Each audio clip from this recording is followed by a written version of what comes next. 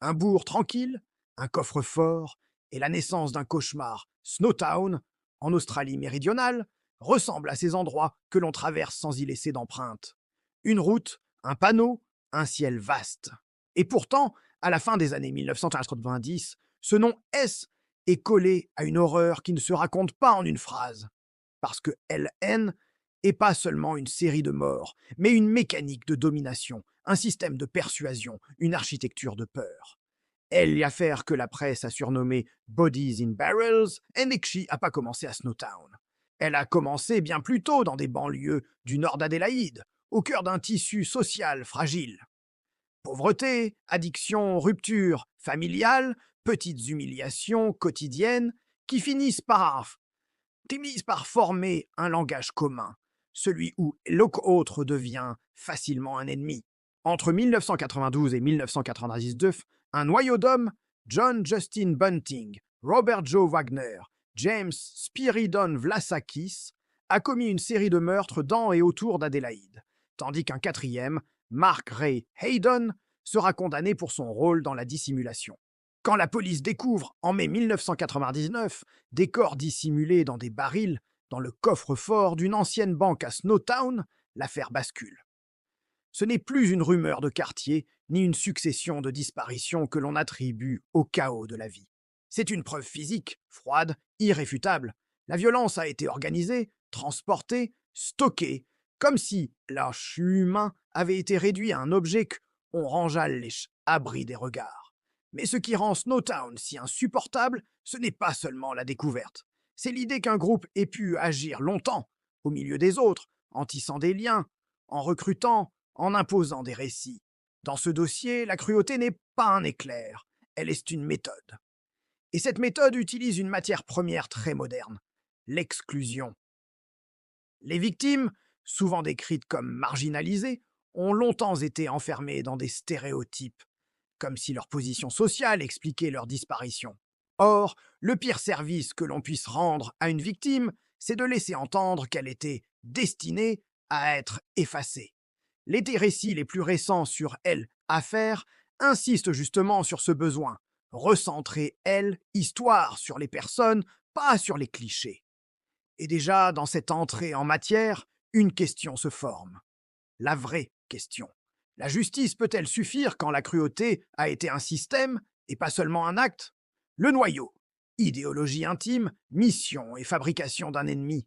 On cherche souvent une explication simple. Folie, sadisme, monstre. Dans Snowtown, l'explication simple échoue parce que l'horreur n'est pas seulement individuelle.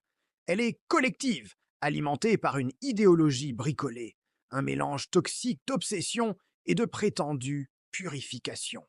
Des sources de synthèse décrivent des motivations attribuées au groupe. Haine, ciblant des personnes perçues comme pédophiles, homophobie, transphobie, hostilité envers des personnes dépendantes et parfois l'opportunisme financier.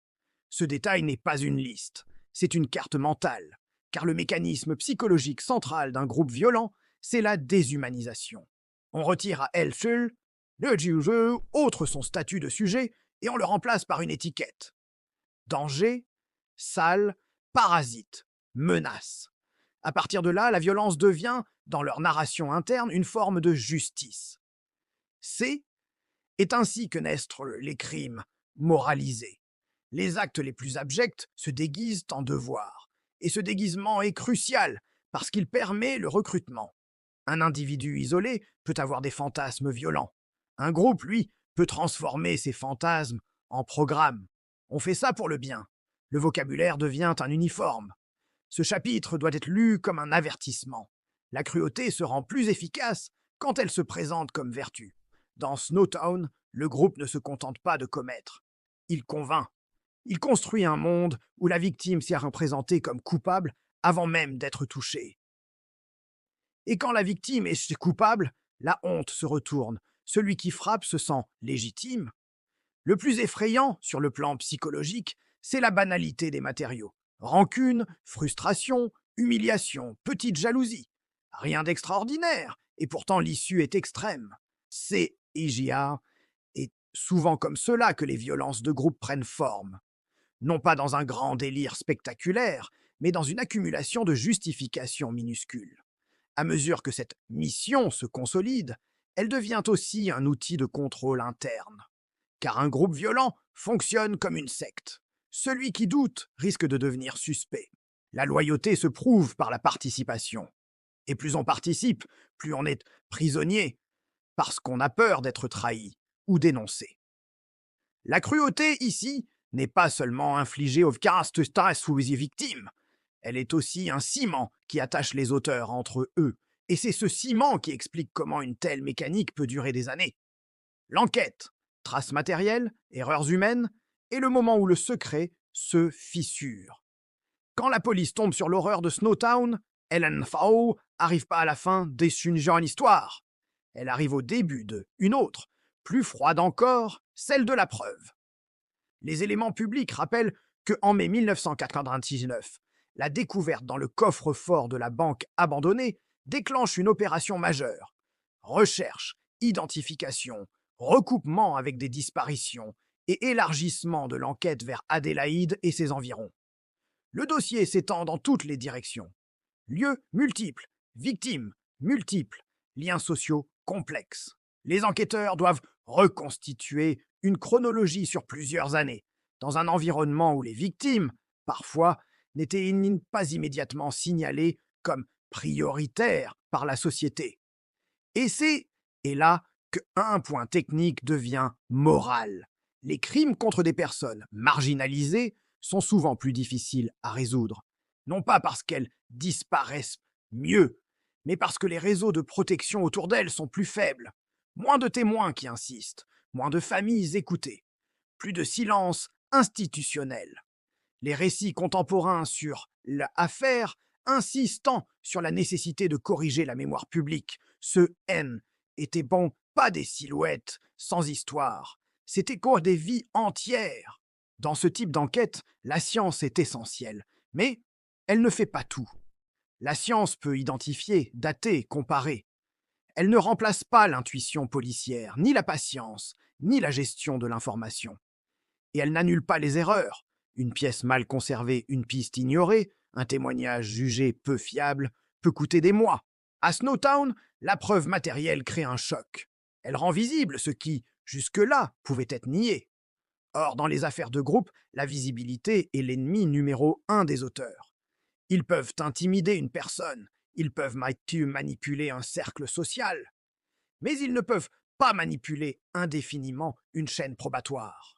La découverte des barils transforme aussi, elle, enquête en affaire nationale.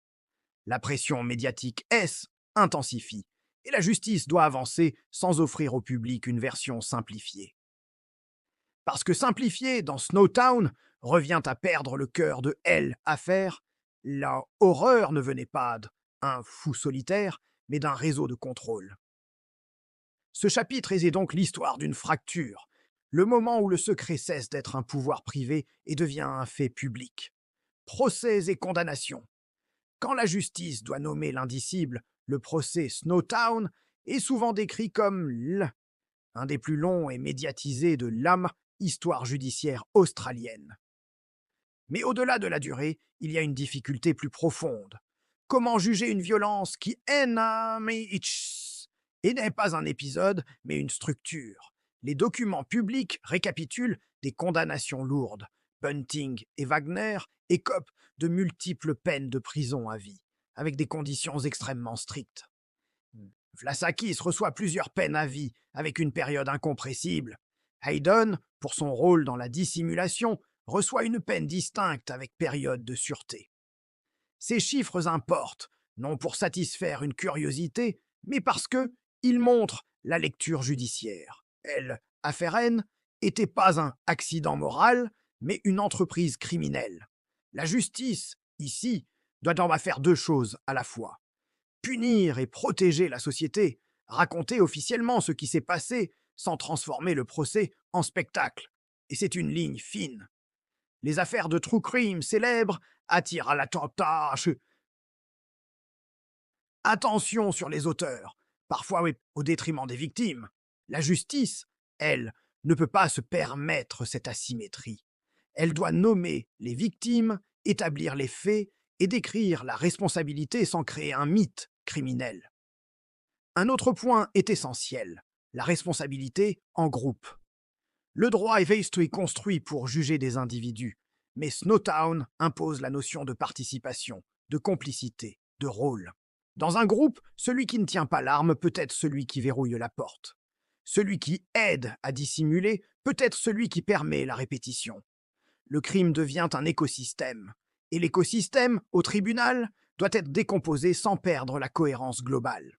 C'est ici que la question justice ou cruauté prend tout son sens, parce que certaines personnes confondent justice et vengeance. La justice, elle, devrait être la négation même de la cruauté. Elle s'appuie sur des preuves, pas sur la jouissance. Elle reconnaît la douleur sans l'exploiter. Dans Snowtown, la justice prononce des peines lourdes, mais elle ne peut pas rendre ce qui a été pris. Elle peut seulement affirmer ceci. La société refuse que la cruauté devienne une norme cachée dans ses marges. Psychologie du groupe, la cruauté comme lien et la peur comme discipline.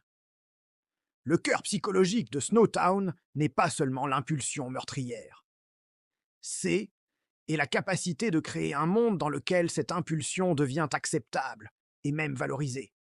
Dans la violence de groupe, il existe un mécanisme constant, la dilution de la culpabilité. On se dit « je ne suis pas le seul ». Puis, si tout le monde le fait, c'est que c'est justifié. Enfin, si je m'arrête, c'est moi qui trahis. La violence devient un test de loyauté. Elle n'est plus seulement dirigée vers l'extérieur, elle est un langage interne. Le groupe a également exploité une ressource particulièrement efficace, la honte. La honte isole, et l'isolement rend manipulable. Si une victime se croit déjà condamnée socialement, elle est plus vulnérable à ceux qui prétendent lui offrir un sens, même un sens tordu. Les récits récents sur Snowtown insistent sur ce point. Trop longtemps, le public a retenu des caricatures. Corriger cette mémoire n'est pas un détail. Est un acte de justice envers ceux que la cruauté a ciblés parce qu'ils étaient déjà fragiles. Sur le plan clinique, on peut lire la dynamique comme un mélange de idéologie bricolée, l'autre est toxique, donc éliminable, contrôle coercitif, peur, intimidation, dépendance, ritualisation, répéter, normaliser, transformer l'horreur en routine, bénéfices secondaires, argent, pouvoir, statut dans le groupe. Et c'est et là que la question cruauté devient plus précise. Ce haine est pas seulement faire souffrir, c'est installer un système où la souffrance devient une monnaie. Elle achète le silence, elle achète la loyauté, elle achète la place. Ce chapitre doit se terminer sur une vérité sans confort. Dans Snowtown, la cruauté n'est pas un excès émotionnel. C'est une stratégie froide qui a trouvé des cibles là où la société regardait moins. Épilogue, les condamnations ne ferment pas une plaie collective.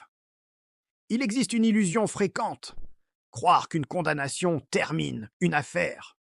En réalité, une condamnation termine surtout le travail pénal. Le travail humain, lui, continue. Des articles récents rappellent que même des décennies plus tard, la question de la peine et des libérations possibles reste un sujet brûlant pour les proches. Parce que, pour eux, la peine n'a jamais de date de fin. Les procédures de libération, les débats publics, les décisions administratives, tout cela réactive le traumatisme. L'État peut parler de réinsertion, les familles, elles, entendent d'abord. On vous demande encore de porter la suite. Et l'Australie, de son côté, porte aussi une question collective. Que signifie pire affaire? Est-ce une question de nombre, de méthode? Ou est-ce le reflet d'une société qui découvre, avec horreur, que l'exclusion peut être le terrain fertile d'un crime organisé? Snowtown n'est pas seulement une histoire de meurtre, c'est une histoire de marginalisation, celle qui rend certaines personnes invisibles, donc attaquables. C'est une histoire de pouvoir, celui qui se construit dans les interstices, là où les institutions sont moins présentes, là où l'attention publique est moins forte. Et c'est une histoire de mémoire. Comment raconter sans mythifier? Comment se souvenir sans réduire les victimes à des symboles? Clôture forte. La justice peut condamner des hommes, Elle ne peut pas condamner le mécanisme social qui a rendu leur cruauté si durable, le réflexe de détourner le regard quand les victimes ne ressemblent pas à ce qu'on appelle commodément des innocents. Snowtown nous laisse une leçon terrible. Lorsqu'une société hiérarchise la valeur des vies, elle fabrique des zones où la cruauté peut s'installer comme une administration clandestine. La vraie victoire de la justice ne serait pas seulement de punir, mais de faire en sorte que plus personne ne puisse disparaître dans le silence des marges.